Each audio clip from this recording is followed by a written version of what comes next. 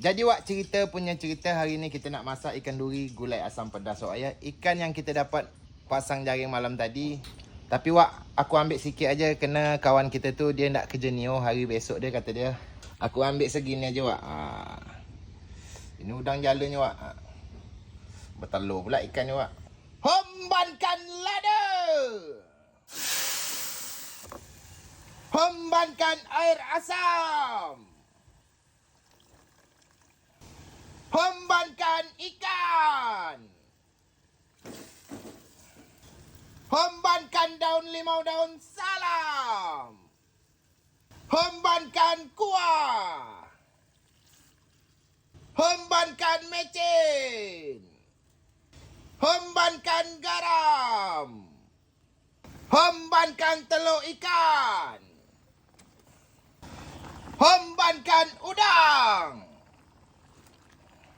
Hembankan tutup.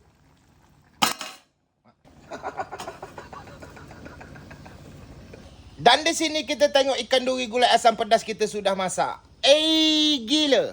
Menyala Wak ai.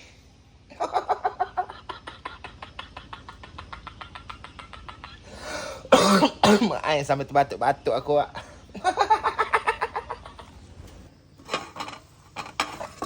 Wah.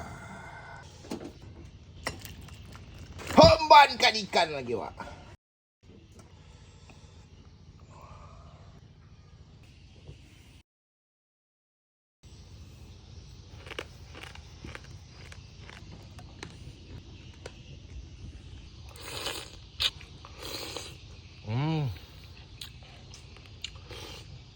Bapak-bapak lemak Wak.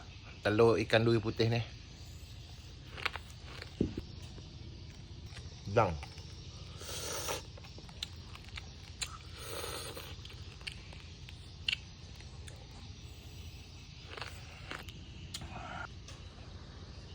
Campak Wak.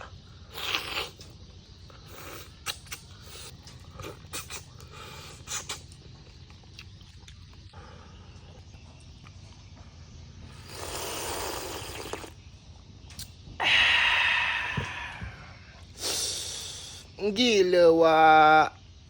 Menyala Wak ai.